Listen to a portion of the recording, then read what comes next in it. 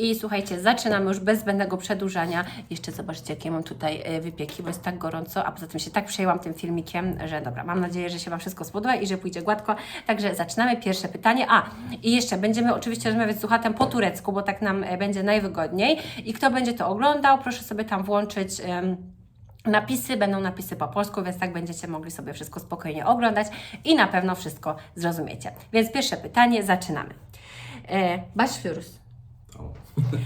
Eşinize Polonya'da kendi evinde hissettiren yerin neresi olduğunu sormak istiyorum. To są takie pytania, które Wy tam zadaliście, po prostu ja skopiowałam i tak czytam, jak tam były zadane. Yani kendi evimde hissettiren yer hani biz Mersin'de yaşıyoruz. Türkiye'de biliyorsun. Yani burada Krakow Mersin'e çok benzemiyor. O yüzden hani çok evimdeymiş gibi hissetmiyorum ama hani bu soruya bir cevap vereceksem senin köyün burası, senin evin diyebilirim yani. Ama yani Krakow ve Mersin birbirinden çok farklı olduğu için hani Tabii. çok da bana orayı hatırlatmıyor, anımsatmıyor. Yani evmiş gibi hissettirmiyor. Farklı bir yer çünkü. Farklı bir şehirler, doğru. Yani Peki benzemiyor yani. bizim köy beğeniyor musun? Benim köy. Köyü beğeniyorum da yani buradaki özellikle yani ne bileyim evlerin yapısı, işte biliyorsun müstakil evler çok hoşuma gidiyor, sana hep söylüyorum zaten. İşte bahçeli, çok düzgün peyzajı falan yani düzenlemesi bilmiyorum yani hoşuma gidiyor, bayağı seviyorum. Tamam. Peki bir seçenek olursa müstakil ev mi yoksa böyle dairede şehirde? Ne seçersin? Sana göre hangisi daha iyi? Yani Polonya için müstakil. Yok, Polonya için tamam. Yani burada çünkü çok güzel hani köyler, sizin burada köy mü diyorsunuz bilmiyorum da hani Lehçedeki karşılığı köye mi denk geliyor? Buradaki hani köyler falan çok güzel, çok düzenli böyle yani bilmiyorum çok hoşuma gidiyor. Bütün evler, ev yapıları yani güzel, bayağı güzel. Müstakil ev daha güzel. Hatta Polonya aslında zaten Polonya'daki aslında apartmanlar çok hoşuma gitmiyor yani biliyorsun seninle konuşmuştuk. Evet. Hani Küçük Krakow- oldu diye. Yani küçük, dıştan çok hoş görünmüyorlar. Bilmiyorum yani. Burada müstakil evler daha güzel. Tamam. İkinci soruya geçiyoruz. Tarihi Polonya-Türk çatışmaları hakkında bilgisi var mı? Viana'da Sobieski. Sobieski pod Wiedniem. Teraz się o tym dowiem. Yani tabii ki Sobieski'yi biliyorum. Hani Polonyalılar da Sobieski ile çok övünüyor. Hani normal olarak tabii ki yani onların tarihinde önemli bir yere sahip. Sobieski ile ilgili şöyle hani biraz da bir ufak bilgi vermiş olayım. İşte 2. Osmanlı İmparatorluğu zamanında 2. Viyana kuşatması oluyor. Viyana artık şey yani hani Viyana'yı alsa artık Avrupa'nın tamamını alırdı o zaman Osmanlı diye söyleniyor, anlatılıyor tarihte. Yani birinci kuşatmada zaten başarısız oluyorlar. İkinci kuşatmada işte hani ikinci kez Viyana'ya sefer düzenlediğinde Osmanlı yani tam bu sefer Viyana'yı düşecekken sonra bir işte ittifak yapıyor karşı taraf ve işte Polonya savaşa dahil oluyor. Sobieski işte meşhur Hussarlarla gelip savaşın seyrini değiştiriyor ve Osmanlı savaşı kaybediyor. Yani bütün Polonyalılar da zaten haklı olarak bununla övünüyorlar tabii ki. Ama şöyle bir durum var. Bununla ilgili hani anlatmak istediğim. İşte daha sonrasında bütün Polonyalılar mesela bunu biliyor. Sobieski'yi tabii ki tanıyor ve bununla övünüyorlar işte Osmanlı'ya karşı olan bu durum. Osmanlı çünkü o zaman yani çok en büyük imparatorluk diyebilirim. Ama şunu bilmiyorlar. Mesela bu olaydan yaklaşık 100 sene sonra çünkü 2. Viyana kuşatması 1683'te yapılıyor. Bu olaydan 100 sene sonra Prusya, o zamanki hani Prusya diye bir devlet var. Prusya, Rusya ve Avusturya Polonya'yı işte işgal ediyorlar ve aralarında paylaşıyorlar. Polonya diye bir devlet kalmıyor yani. Hem de yaklaşık 150 sene Polonya diye bir devlet yok. Yani Birinci Dünya Savaşı sonunda Wilson prensipleriyle Polonya yeniden kuruluyor. Orada yaklaşık bir 150 sene Polonya yok. Bununla ilgili ama şöyle bir şey anlatılıyor rivayete göre. Yani Osmanlı bunu hiçbir zaman kabul etmiyor. Osmanlı İmparatorluğu Polonya'nın hani işte artık tarih sahnesinden silinmesini, bağımsız olmamasını hiçbir zaman Kabul etmedi, evet. Yani şöyle oluyor, hatta bununla ilgili anlatılan şudur, güzel bir hani olaydır. İşte padişah yabancı devletlerin elçilerini kabul ediyor mesela, böyle önemli işte toplantılarda diyeyim. İşte protokol görevlisi tek tek işte ülkelerin isimlerini sayıyor. İşte şu ülke, şu ülke elçilerini kabul ediyor. Evet. Polonya'nınkini çağırdığında Polonya'nınki tabii yok. Hani o dönem artık Polonya yokken Polonya'nın elçisi Lehistan diye Kimse söylüyor yok. tabii o zaman. Lehistan'ınki yok. Ama sembolik olarak işte diyorlar ki, işte padişah soruyor nerede, Polonya elçisi nerede diyor. İşte diyorlar ki şöyle cevap veriyorlar. İşte Polonya elçisi yoldadır efendim. İşte bazı şeylerden dolayı gelememiştir. Evet. Bunu sürekli işte yapıyorlar ve Polonya'nın hiçbir zaman yani o devde tarih sahnesinden silinmesini, işgal edilmiş olmasını, bağımsız olmamasını hiçbir zaman tanımıyor Osmanlı. Bunu mesela ya bilen de vardır tabii ama hani Sobieski'nin işte 1683'te gelip işte Avrupa'yı kurtarmasını ya da işte bunu herkes biliyor ya da işte bununla bütün Polonyalılar övünüyor. Haklı olarak tabii ki, kendi tarihleri ile ilgili olarak. Ama mesela ondan sonra Osmanlı'ya karşı olan bir şey bu sonuçta. Osmanlı'nın yaptığıyla ilgili hani Polonya'nın hiçbir zaman işte yok olmasını, tanımamasını mesela o kadar bilmiyorlar yani. Evet. Hatta Polonya ile Lehistan da, yani önceki tarihteki ismi Lehistan. Yani güzel, hani genelde iyi ilişkileri de olmuş. Tabii ki savaşlar da olmuş arada ama Rusya'ya karşı ittifak yaptıkları falan da olmuş bayağı bir hani ilişkileri. Hatta geçen birkaç sene önce ilişkilerin 600. yılını falan kutluyorlar. Evet, yani iki vardı öyle bir elçilik şey. arasında. Öyle yani, Sobieski'yi biliyoruz tabii ki. Evet, biliyoruz. I jeszcze chcę powiedzieć, mój mąż bardzo lubi mówić, więc to może być długie video. Şey söyledim, konuşmayı çok seviyorsun, biraz uzun olabilir video. Ya konuşmayı seviyor. Soru güzel. Seviyor. Biz de cevaplayalım. Üçüncü soruya geçiyoruz. Polonya'nın Türkler tarafından bölünmesinin tanınmaması Adampol. Ha zaten bunu tamam, bunu da sormuş. Zaten yani Sobieski deyince zaten hani ben direkt üzerine konuyu anlatmış oldum ama o soru da gelmiş. Ha Adampol'u da Adampol. sormuşlar. Ha, Adampol olayı. Ha mesela bak, bu da olayın devamı aslında. Bu da çok güzel bir şey aslında, ne kadar hani Osmanlı veya işte Türklerle Polonyalıların ilişkisiyle ilgili. Adampol olayı da, dedim ya hani 150 sene kadar Polonya diye bir yer yoktu. Tabii ki o zaman Polonya bunu kabul etmez, istemez değil mi? Polonyalılar da bağımsızlığını kazanmaya çalışıyor. Bununla ilgili mücadeleler veriyor o dönem. Herhalde yanlış hatırlamıyorsam yani bununla ilgili mücadele veren insanlar istemeden ülkelerini terk etmek zorunda kalanlar oluyor ya da işte belki buradan zorla gönderilenler oluyor. Öncelikle Paris'i böyle bir, yani Paris'e sığınıyorlar. İkinci bir yer olarak da işte Osmanlı, o zaman İstanbul, Beykoz, herhalde Beykoz ilçesinde bir yer var. Şöyle oluyor. Adampol ismi şeyden geliyor. Adam e, Czartoryski diye bir, herhalde birisi Czartoryski diye bir, o zaman bu Czartoryski, Czartoryski yani bu şeyin başında olan kişi o. İşte atıyorum bu mücadelenin. Ondan öyle yani. söyleyeyim. Aynen, o birisini gönderiyor. Mihail Çaykovski diye birisini Türkiye'ye gönderiyor, İstanbul'a. Orada işte hatta bu Mihail Çaykovski daha sonra Müslüman oluyor. Şimdi ismini hatırlamıyorum ama bir paşa ismini alıyor, bilmem ne paşa oluyor. O kişi Beykoz'da işte bir yer satın alıyor. Oraya ondan sonra o toprağı alıp ondan sonra zaten oraya alıp işte oraya Polonyalılar, işte bu sürgün gelen, Evet. oradan gelen bu mücadelenin hani merkezlerinden birisi oluyor.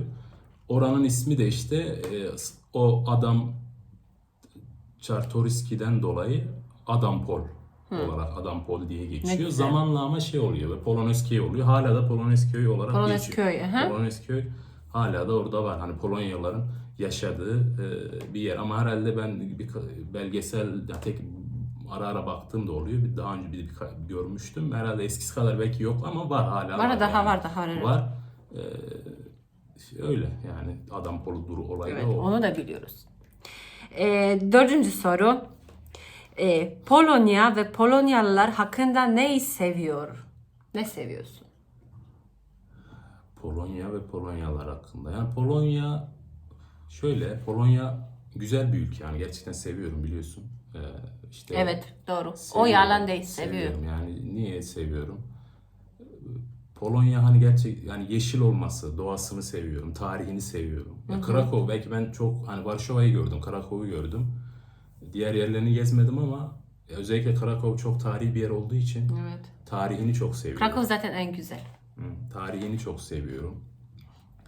Ee, Dediğim gibi ormanlar falan çok fazla. Bilmiyorum bütün Polonya'da herhalde böyledir aşağı Evet, yukarı. her yerde hemen hemen aynı yani. Ormanlar burada. çok hoşuma gidiyor. Yeşil, işte yeşile saygı. Hani insanlar da seviyor demek ki saygı duyuyor, ormanları koruyor. Bu hoşuma gidiyor. Polonyalılar hakkında da ne olabilir? Yani şey insanlar hani geleneklerine bağlı insanlar. Hani biraz daha aslında Avrupa'ya baktığın zaman Polonya'yı mesela bizim Türkiye'ye yakın görüyorum yani. Mesela Batı Avrupa belki o kadar bizle hani kültürel olarak tabii ki yine Polonya da farklı ama Batı Avrupa Onlara göre biraz daha uzak kalıyor bana göre. Tabii bunlar benim fikirlerim yani. Doğu Avrupa'da hani Polonya özellikle hani biraz daha hani burada milliyetçilik işte muhafazakarlar hani ondan sonra biraz daha aile yapısı ve geleneklerine bağlı olduklarını gördüm. Yani bu hoşuma gidiyor. Biraz bize benziyorlar o anlamda yani. O hoşuma gidiyor. Polonyalılarla ilgili sevdiğim konular diyebilirim. 5. soru. Polonya'da yaşamayı hayal edebiliyor musun? Polonya'da yaşamayı hayal edebiliyorum. Çok da hayal ettim. Evet, biliyoruz. Çok da hayal ettim.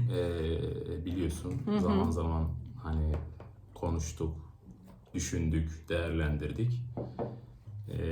Ama günün sonunda her iki tarafı da karşılaştırdığımızda şu an için bizim açımızdan Bize göre, bizim Türkiye'de için. yaşamamız daha ağır basıyor yani öyle söyleyeyim.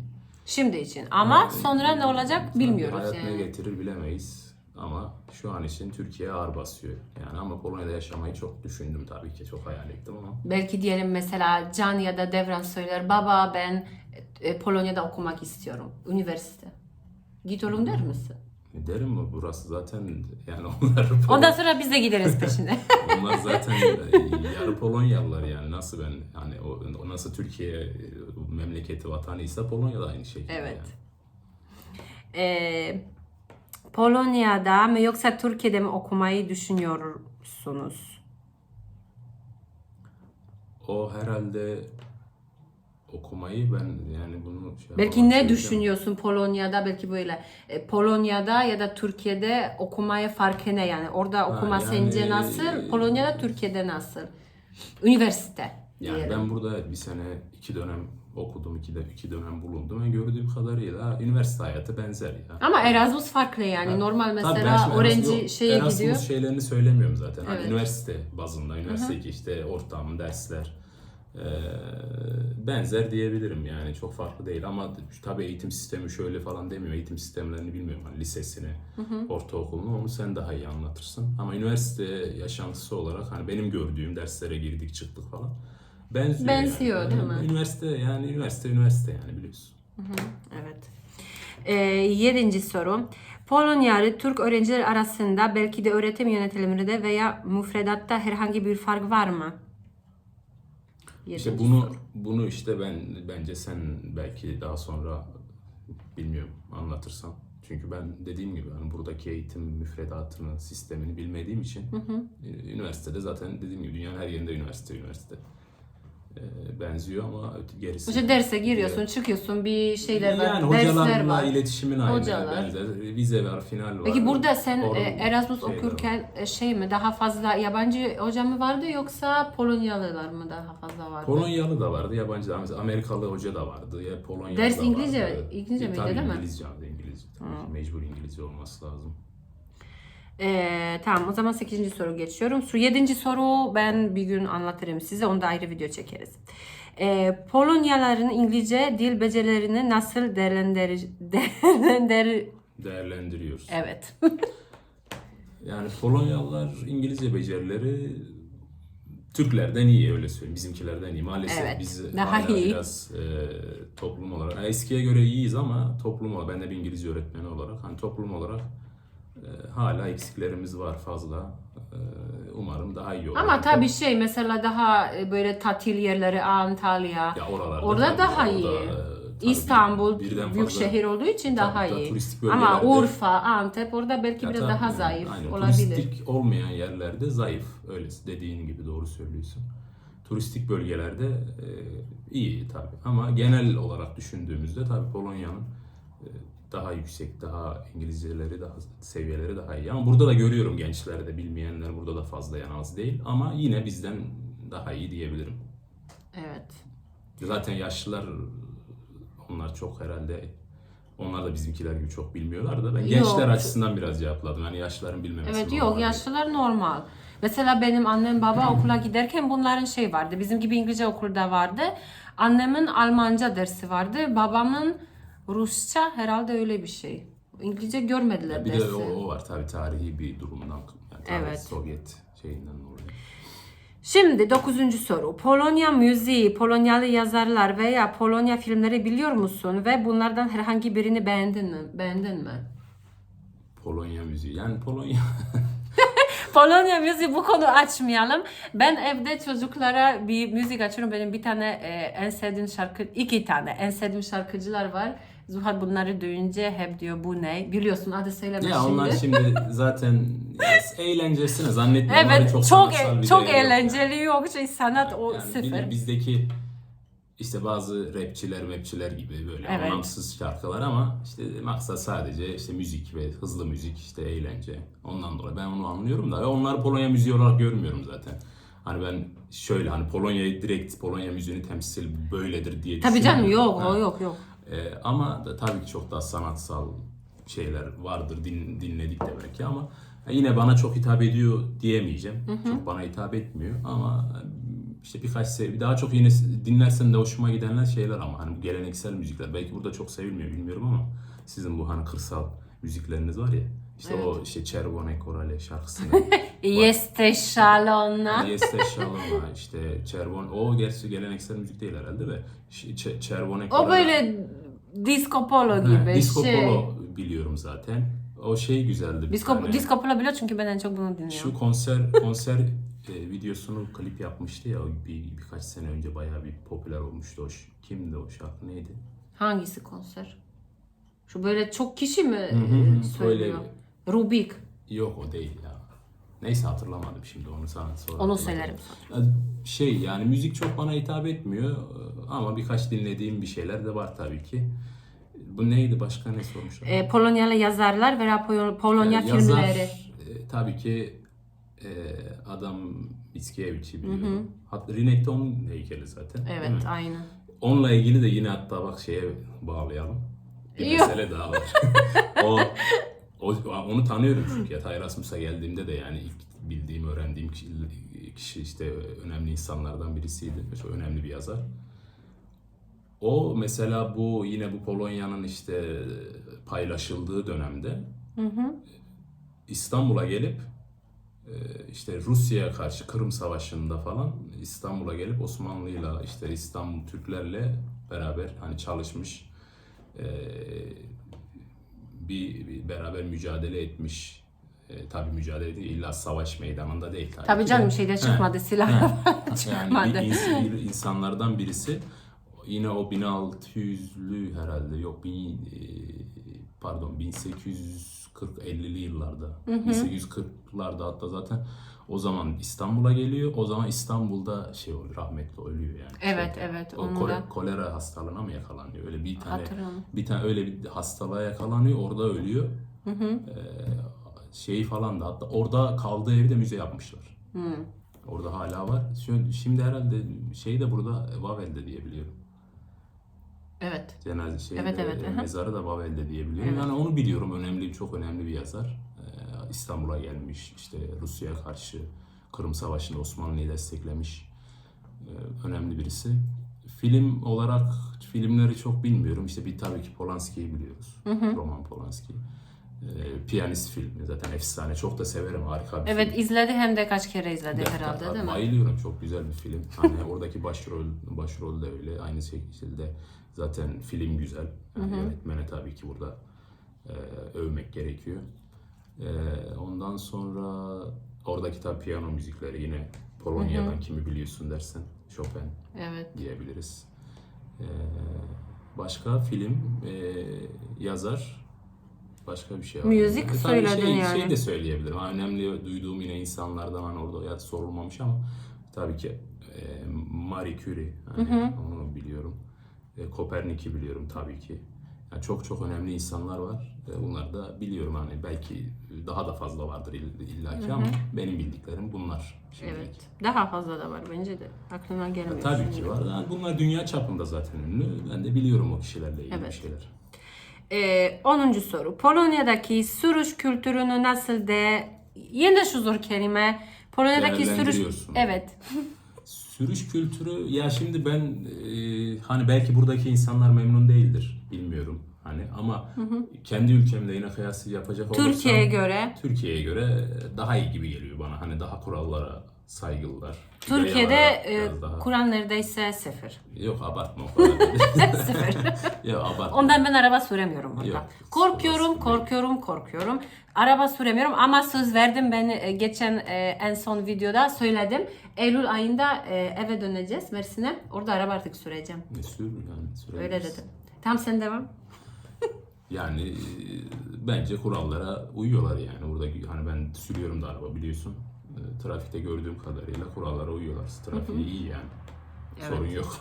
Yok sorun yok tabii. 11. soru. Polonyalılar ve Türkler arasında ortak noktalar neler görüyorsun?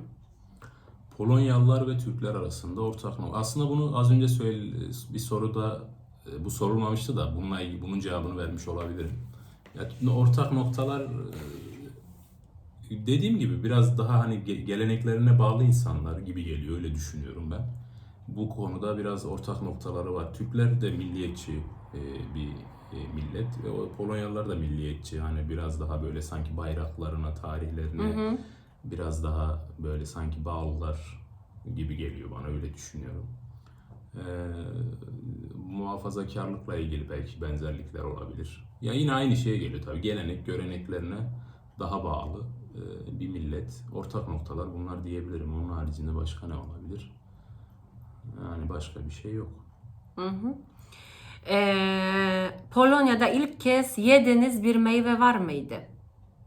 Ya belki Geçen.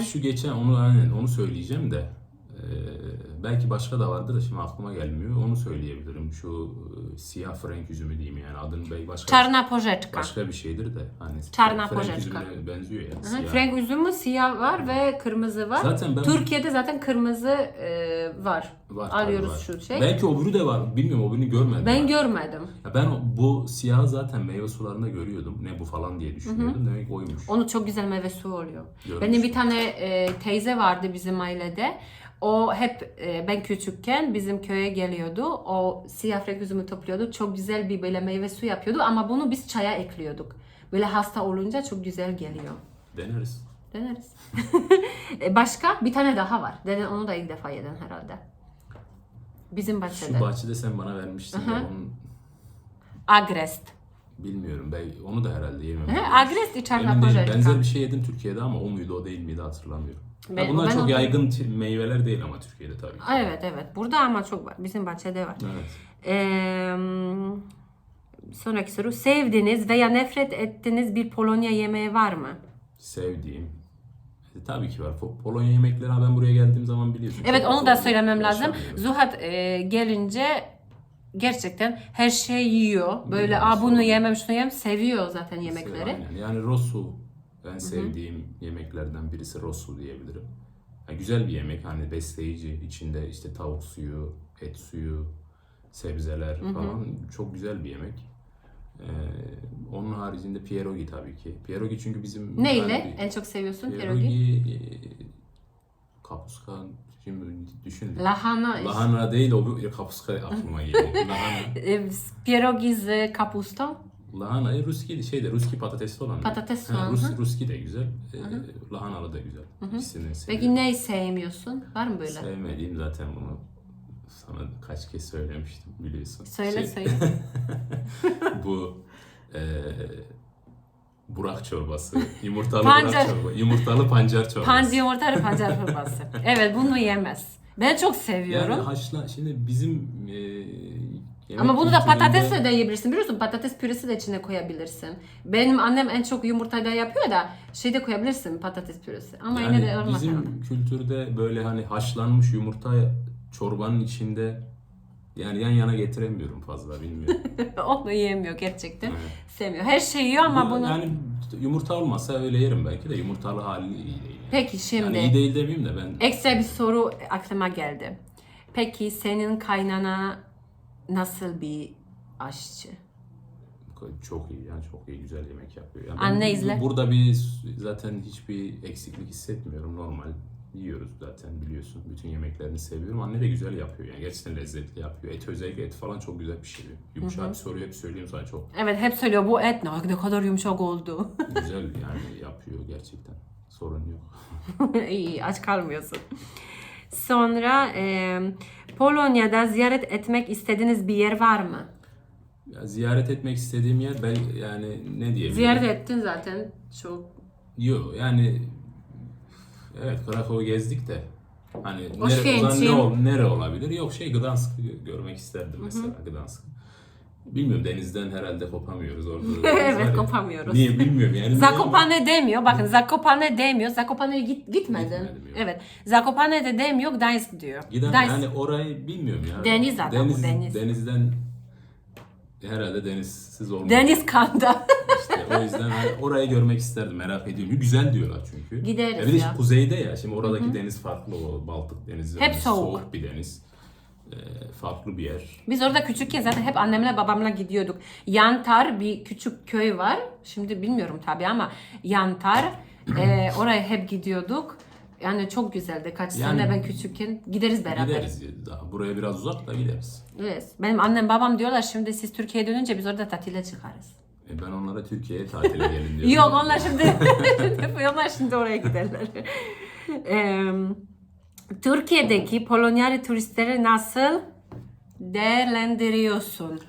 Söyledim. Şimdi ben çok Türkiye'de hani biliyorsun bizim bulunduğumuz yer turistik bir yer değil. Yani şöyle turistik bir yer değil. Yabancı turistlerin çok olduğu bir yer değil.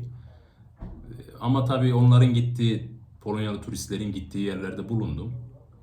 Genelde gördüğüm kadarıyla yani saygılılar. Hani şimdi millet ismi vermeyeceğim ama başka gördüğüm milletlere kıyasla, bazı milletlere kıyasla daha saygılılar, kurallara saygılılar, daha hani kendi hallerinde düzgün insanlar geliyor yani. Hani başka gördüğüm mesela farklı milletlerden olup da burada daha böyle sıkıntı çıkaran ya da işte farklı davranışlarda bulunan görmüştüm. Çünkü orada hatta bir dönem de çalıştım biliyorsun, kuzenimin yanında falan. Onlara kıyasla gayet sakin, kendi hallerinde. İyiler yani. İyi insanlar yani, evet, öyle bir sıkıntılarını görmedim. Şimdi soruya geçiyoruz. Eşinize sizden en çok neyin etkilendiğini? Yani bunun üzerine bir kitap yazabilirim. O Oo. yüzden ama kısa bir En şeyler çok. bir şeyler söyleyeceksem tabii ki ilk etapta hani ilk nereden başlıyor? Bu iş güzellikten başlıyor, bir insanlar birbirlerini gördüğünde. Tabii güzelliğini saymazsam eğer onun haricinde söyleyeceğim şeyler. Ya uyumlu bir insansın. Hani kaprisli birisi değilsin. Ondan sonra normalsin. Yani şimdi normal ne demek? Yani bugün hani günümüzde artık normal insan bulmak zorlaştı zaten. Yani normal neysen olsun yani. Olduğun Evet. gibi görünüyorsun. Olduğun gibi bir insansın. Bazılar farklı- bir yerde böyle, bir yerde farklı- böyle davranıyorlar. Normalsin, neysen olsun. Ben de öyleyim. O yüzden de anlaşabiliyoruz diye düşünüyorum. Bulduk birbirimizi. Yani bunları söyleyebilirim. Tabii diğer bir sürü şeyler var ama Ama onu bize kalsın. Ay telefonu kapandı. Açamıyorum şimdi de. Şimdi Polonya'da neleri sevdiğini ve neleri sevmediğini. neleri sevdiğim, neleri sevmediğim. Yani sevdiğim şeyler aslında yine bu da benzer bir şey olacak. Oraya kısa geçeyim o yüzden. Doğasını, dediğim gibi doğasını, tarihini, bunlardan bahsetmiştim zaten. Sevdiğim şeylerini söylemiştim. Sevmediğim ne olabilir? Sevmediğim aslında bir şey yok. Hani özellikle ya ben bunu sevmiyorum, bu hiç hoşuma gitmiyor diyeceğim gerçekten hani bir şey yok. Yani şu aklıma gelmiyor. Ama belki şey olabilir. O da şöyle değil tabii ya, sevmiyorum, bu nasıl böyle bir şey olabilir değil de. Hani farklı olup da böyle olmasaydı daha iyi olur diyeceğim. Mesela pazar günü her tarafın kapalı olması diyebilirim belki. Ya çünkü bizim yani Türkiye'de Biz böyle alıştık değil. yani her tarafa açık diye, Ya her bir yer şey oluyor açık mesela, diye. tamam mı? Burada da oluyor mesela. Aklıma geliyor ya, diyorum gideyim şey olmadı bir markete. Sonra aklıma geliyor Canım kapalı. mesela dondurma çekti. Kapalı. Kapalı. Ne Ama yapacağım? açık yerler var geçen. Açık yerler var, o özel yerler. Ama o Yani- mesela her yerde değil. Bize bakma, bizim köy çünkü böyle gelişmiş bir köy. Şey var Çok yani erken kapatıyorlar. açık, ama açık yerler oluyor Yok, yine de pazar hafta günü. içi de sanki böyle 4'te falan kapatıyor her yer. Yok. Yok ya, burası bir tane şey var, 8-9'a kadar Yok, açık. normal hani iş yerleri falan. İş yerler insanlar, işte yani öyle. Değişik çalışma saatleri. Türkiye o farklı konuda yani. daha iyi yani zaten Yani bence. ben bunu belki söyleyebilirim. Onun haricinde aklıma gelen öyle sevmediğim diyebileceğim bir şey yok şu an için. Yani. Tamam. Burada yaşayabilir miydi, yaşamak ister miydi? Yaşayabilir miydim bilmiyorum. Ama yaşamak isterdim. Bunu zaten dediğim gibi çok düşündük ama yani şimdilik az önce söylediğim gibi Şimdiki Mersin'deyiz. Türkiye ağır basıyor şartları değerlendirdiğimizde. O yüzden isterdim ama şu an için Türkiye'deyiz. Polonya hakkında seni şaşırtan bir şey oldu mu? Polonya. Polonya hakkında. Beni şaşırtan ne olmuş olabilir? Yani bunu belki yani şu an artık yani şaşırmıyorum. Ben de buraya alıştım ya çok, hani gidip geldiğimiz için artık kaç sene oldu. Belki Erasmus zamanlarından hani aklıma gelen şeylerden bir şeyler söyleyebilirim. Çünkü artık alıştığım için şaşırmıyorum. Ne bileyim, bütün mesela örnek veriyorum, berberlerin kadın olmasına şaşırmıştım. Bütün berberlerin kadın olmasına, buna şaşırmıştım. Alkol çok ucuz, buna şaşırmıştım. Neredeyse su O zaman, Şimdi yine öyle. Yani o zaman şaşırdın, Yani şimdi neredeyse. artık ona alıştın. Tabii yani alıştım da hani şaşırmış olduğum şeyler bunlardı. Ondan hariç başka ne olabilir? Başka aklıma bir şey gelmiyor şimdilik. Bir de şeye şaşırmıştım.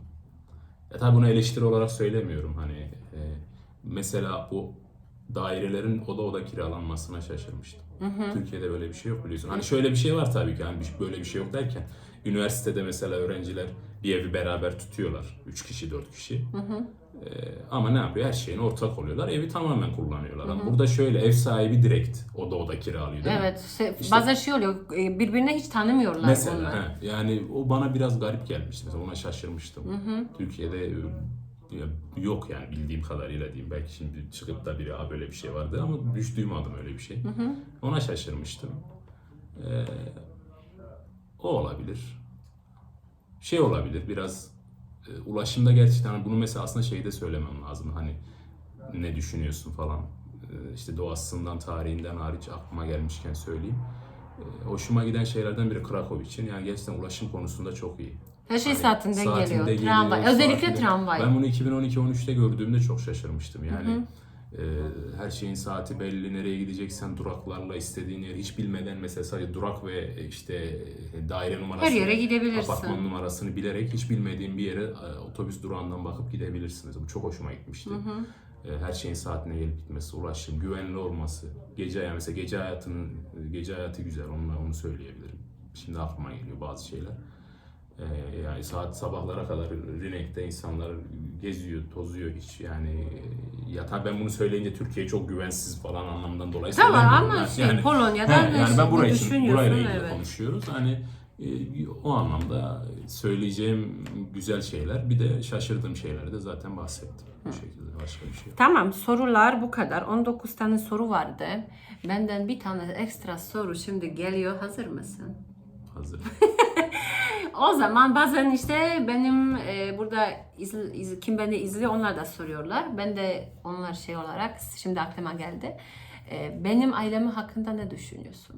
Senin ailenin Yakın yani diyorum, annem, babam, kardeşim, halalarım da var, teyzem var, nenem var. Sen bu sorunun cevabını biliyorsun ama herhalde onlar duysun. Evet, onlar. Ben kendim çünkü istemiyorum diyorum hep işte Zuhal böyle, eşim böyle diyor. Belki bir bana güven yani şey diyor, belki o doğru söylemiyor. Şimdi cevap burada. Ya ben zaten sana da hep söylüyorum. Sen sormadığın zamanlarda bile bazen gerçekten kendimi şanslı hissediyorum yani. Çok iyi insanlar. Hani bana her zaman çok iyi davranıyorlar. Çok sıcakkanlılar. Bilmiyorum yani hiç oynamıyorlar zaten. Gerçek hisleri olduğunu, gerçekten öyle hissettiklerini anlıyorsun. Zaten o yüzden buraya hani bu kadar rahat gelip kalabiliyor falan. Hani yoksa en ufak ben biliyorsun ben hani en ufak bir farklı bir durum hissetsem. Evet, bir şey olursa hemen kırılıyor. Yani her şey... şey yapmam yani ama burada gerçekten evimde gibi hissediyorum. Onlar annem babam gibi hani yani gerçekten çok samimi ve yakın davranıyorlar. Çok iyi insanlar. Arasam bulamazdım. Yani arasam böyle insanları yazıp versem istiyorum deseydim belki bulamazdım yani. Bir şans İlk artık tanıştığımızda nasıldı? yani. Nasıl Ailen için sanadın? biliyorsun. Aha. Ya aynı ben ilk buraya 2013-14'lerde zaten tanıştım onlarla biliyorsun. Yani o zaman tabii ki şimdi daha da samimiyiz, daha da büyük, hani daha da şeyiz biraz da ben biraz hani Tabii çok şimdi artık kötü lehçemle biraz aile daha içine geldin yani iletişim girdin. kuruyorum. Tabii artık ailenin bir parçasıyım.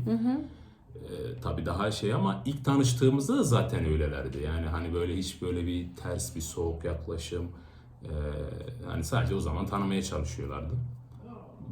Bilmiyorum ben yani ne diyebilirim hepsi çok iyi insanlar. Yani küçük aileden sonra çekirdek ailenin haricinde halalarım falan da öyle. Halan, işte büyük annen, teyzen hepsini tanıyorum. Hepsi de çok her zaman bana iyi davrandılar. Hala da öyle. Seviyorum onları yani dediğim gibi. Evet, onlar da seviyorlar zaten. Onu biliyorsun. Tamam. Sorular bu kadar. Nasıldı? İyi yani şimdi inşallah. Güneş Ben ilk geldi defa böyle biraz, üstüne. Ben bir de şimdi ilk defa böyle kamera karşısında falan. Evet, ilk biraz- defa böyle oldu. Zaten geçen bir video vardı, vlog. Gittik Krakow'a, gezdik orada. Bir tane böyle soru sordum. O zaman Zuhal da kısa cevap verdi. O böyle şeydi, ilk çıkış. Şimdi böyle artık Yani biraz eğer- uzun oldu. Çünkü çok istediniz. Çok soru geldi. Eşin ne zaman çıkacak? Zuhal ne zaman çıkacak? Ben o yüzden dedim bir soruları yazalım, soralım. Yani- Ondan sonra biz şey çekeriz. Şunu diyebilirim, hani sonuçta izleyen insanlar olacak. Umarım yanlış anlaşılmamışızdır ya da yanlış bir şeyler söylememişimdir. Ama bir de söylediğim her şey zaten kendi fikrim. Evet. Ya bu illa bu kesin böyledir, bu doğrudur falan değil. Bunlar benim fikirlerim. benim Evet evet gördüğüm aynen biz şeyler. de ben de hep Hani öyle bunu zaten diyorum yani burada biz- bir şey çekerken ben de diyorum o benim fikrim ayrı farklı da olabilir belki bir beğenmez bir şey söyler Tabii. ama birbirimize işte saygı Tabii duyalım. yani saygı çerçevesinde tabii orada yazarlar. Belki ben yanlış bildiğim bir şey olabilir. Yanlış söylediğim bir şey olabilir. Tabii. Oraya İnsanız yazabilirler. yani. Tabii ben özellikle hani bunlar benim sadece düşüncelerim, gördüğüm şeyler. Başka bölümlerde, başka yerlerde, başka insanlar farklı şeyler düşünebilir, farklı görmüş olabilir. Ya da bir hatalı bir şey söylemiş olabiliriz. Olabilir bu şekilde Ama bence iyiydi. düşünsünler. Değil mi? İyiydi. Bakalım. Beğendin. Bir daha çıkar mısın böyle kamera karşısında? Bakacağız. Çıkar. İzlenirse, çıkar. beğenirlerse, izlerlerse çıkarız. Atın, like'ları atın. Tamam. O zaman biz yani burayı bitiriyoruz. Bu kadar. Bir şey söylemek ister misin? Yok, kendilerine iyi baksınlar. Hoşça Evet. Hemen de koşacak bitecek. Tamam.